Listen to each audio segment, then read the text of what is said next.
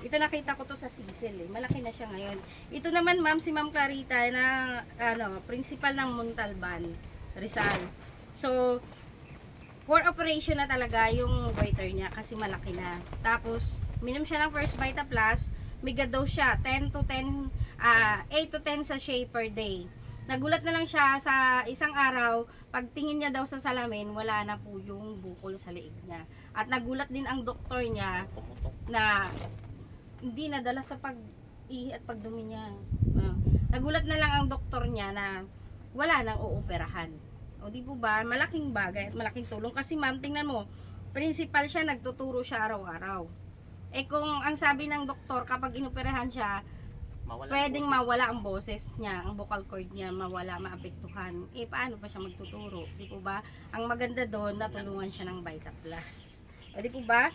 Ito naman po si Giancarlo Santana, ma'am. Baby lang to na premature baby. 6 months and 3 weeks lang. So, ibig sabihin, pag 6 months, hindi pwedeng mabuhay. Kasi 7 months talaga ang pwedeng nabubuhay. So, ito ma'am, dealer ng First Vita Plus, nung sinabi ng doktor na hindi na to makasurvive, ang lola nagbigay na nag-give breast na ano talaga siya tawag doon, nagsapalaran siya sa Vita Plus. So kumuha siya ng Vita Plus, isang sachet, nilagay sa baso, kinanaw-kanaw yung Vita Plus, tapos kumuha ng cotton balls, dinampi-dampi sa labi ng baby. Ang maganda doon, lumasap yung baby. After 3 days tiningnan ng doktor, yung vital niya is normal na. O di ba? Kaya ayun, ngayon ma'am, mas matangkad pa sa akin yung batang to. Di po ba? Napakalaking blessing. Giancarlo Santana. Ayan, ito naman si Ma'am Salazar, si Ma'am Alma. Nurse po siya ng PGH. So, alam naman natin kung gaano kahiktik ang schedule ng nurse. So, late na yung kain. Yung hormone imbalance niya is hindi na po talaga balance. So, nagkasakit po siya ng psoriasis. So, matagal na siya sa dermatologist. Pero pahid, wala. Pero pag walang pampahid, ayan na naman. Maangat na naman yung mga psoriasis niya. Ma'am, alam mo ba yung psoriasis? Pag wala kang pera, galis aso yun. Pag may pera ka, psoriasis. Di po ba? So, ang maganda dito, First Vita Plus lang po is talagang namalat siya ng sobra. At nagbago ang skin niya. Ayan, kaya siya nandito ngayon. Ito naman po yung mga doctors na tumutulong sa amin sa First Vita Plus. Alam mo ma'am, itong doktor na to, doktor po siya ng diabetes. Pero ang magulang niya po is parehas diabetic. Ang maganda dito ma'am, nung matulungan ng First Vita Plus, ang magulang niya na nag-regulate ang blood sugar, siya na ngayon ang may-ari ng Dasmariñas Cavite product center. O di po ba? Ganun pala yung doktor kapag sila po inaami sa isang produkto na kahit hindi nila napag-aralan. Ayan, tingnan nyo mama, binigyan na rin kami ng certificate ng St. Luke's dahil alam ng St. Luke's kung gaano talaga ang kalidad ng produkto ng First Vita Plus. Ayan. Sila po mga espesyalistang mga doktor na kakasama namin sa iba't ibang larangan. Ito, PGH surgeon. Ito, Laguna. Ito, Laguna din. Ito, Dasma. Basta, lahat dyan ma'am is dito lang kami nagkakilala din sa First Vita Plus at sila din po natulungan din po ng First Vita Plus kaya sila nandito. Ayan, humahakot po ng award ang produkto at ang may-ari mismo, hindi lang dito sa Pilipinas kundi sa buong Asia. Ayan, dahil sa ganda ng produkto. Ayan, na kabuhayan sok na rin at saka na rated A na rin ang produkto ng First Vita Plus dahil meron dito isang multi-millionaire na dati lang janitor ng PGH. O di po ba, nagkaroon siya ng 42 million na bahay dito sa Parañaque. Ayan, sila po is nagkakagamit na rin ng First Vita Plus. Ayan po ma'am yung ganda ng produkto sa balik sa tao. Kaya namin pinupush yung produkto. Kaya kami proud na ibigay alam o i-share yung mga produkto sa tao dahil po alam namin na makakatulong dahil subok namin.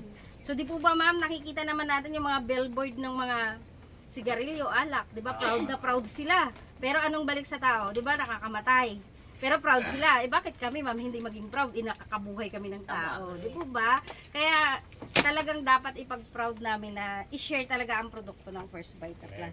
So yun po yung unang sistema. May pangalawang sistema ma'am para kung paano naman tayo matulungan. Sa isa naman sakit ma'am. Ma'am, ano ba yung may sakit ka ba sa bulsa? Ako kasi dati cancer. Sa'yo, ma'am, stage sa akin kasi dati stage 5. Kaya, pinakinggan ko to, ma'am. Talagang, nung makita ko to, ginawan ko lang ng paraan. Kasi dito, ma'am, dito mo malalaman na meron palang libreng inumin. At meron ka palang discount. So, si sir na po ang magpapaliwanag sa inyo ng, dito naman sa pangalawang sistema. Okay, salamat po, Klein. So, ano bang masasabi nyo sa produkto, ma'am? Maganda or napakaganda? Maganda naman talaga. Oh, maganda. Kanina, napakinggan ko si ma'am na ang First Vita Plus daw mahal. Totoo po yun, ma'am. Totoo yan. Kasi di kalidad. Oo. Pero naman, sa likod ng mahal siya, pero meron naman siyang epekto na maganda doon sa kalusugan ng tao, ay mas piliin ko na yung mahal, ma'am, kaysa doon sa mura na nakakasira naman ang katawan. No, maraming mura, ma'am.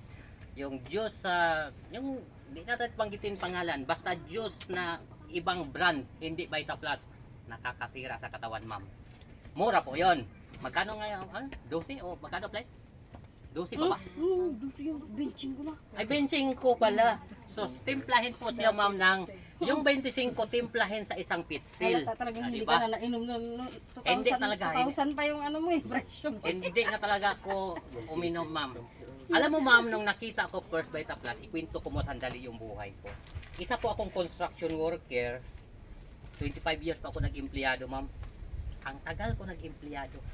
Pero ang resulta sa buhay ay duda-duda. Ako madudahin kong tao dati, ma'am, eh. Kasi yung kumpanya ko dati, sir, EEI Corporation. Familiar mo ba? EEI Corporation. Napakalaking kumpanya mo, ma'am. International company na pasok ko, malaki sweldo ko. Kaya lang, doon sa pagtatrabaho ko, nakaipon ako ng maraming sakit, ma'am. Noong nalaman ko yung sakit na yon, nawalan ako ng pag-asa. Ang sakit ko, ma'am, 5. Unang sakit ko na tumama sa akin yung high blood. Umabot po ako ng 200, ma'am.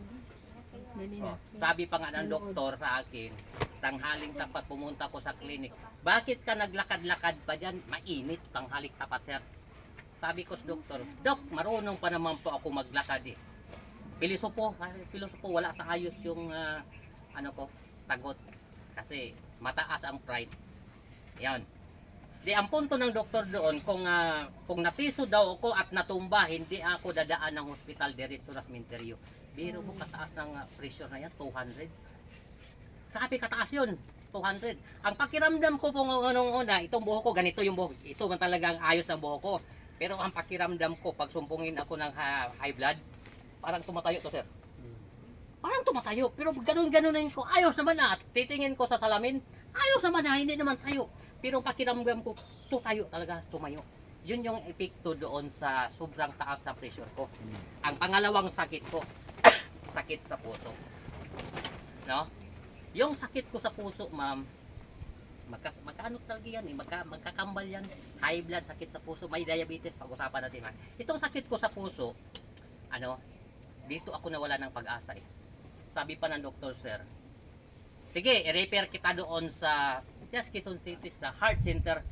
Sa Heart Center, magpapa-opera ka kung gusto ka pang mabuhay. Sabi ko, Dok, magkanong babayaran natin dyan? 1 milyon mahigit. Nako, ganun ako sa ulo ko. Wala akong 1 milyon, hindi ko magpa-opera. Libre to, wala kang babayaran, ang kumpanya magbayad sa'yo. Sabi ko, kahit na hindi ko pasugatan yung katawan ko. Bakit, ma'am? Ang purpose nga, hindi ko magpapa-opera. Ang tao man pag masugatan, pwedeng maghilom yung balat at saka yung laman. Pero yung naputol na ugat, ma'am, kailanman hindi siya madugtong. Yung high blood ko, sa palagay mo, gagaling yon, lalong magkaka-high blood. Bakit? Yung daloy ng dugo ko, may naputulan na ng ugat. O, di ba?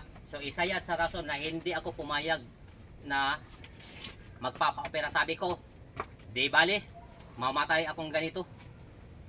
May matanggap naman yung pamilya ko eh, kasi nasa kumpanya ngayon. Kumpanya nga ako malaki eh. Ayun, yun ang sagot ko. Ang pangatlo kong sakit, ma'am, diabetes. Umabot ako ng 300 ang sugar ko. Pag nasugatan pala ako doon sa paa, putol paa.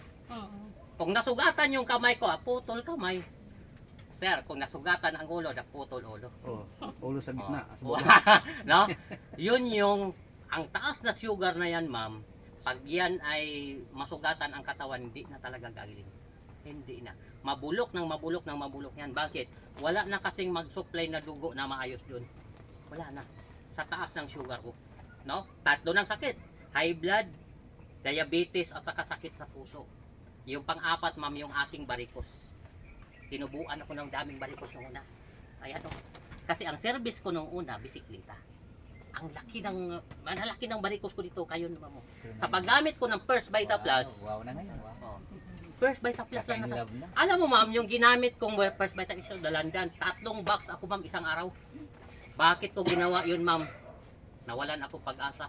Sabi ko nga, mamatay man lang ako, hindi na ako abutan ng 1 taon, mamatay na ako, laklakin ko na to, 3 box ma'am isang araw. No. Diba? Mas malupit ang ano nun. dami. Mamatay man lang ako sir, laklakin ko na. Kasi nakita ko, Sayang. nang paliwanag sa akin, ang produkto, 300 na klaseng sakit. Napakinggan mo si ma'am Kaya kanina. i-prevent. 300 na klaseng sakit, ma'am. Hawakan mo, apply.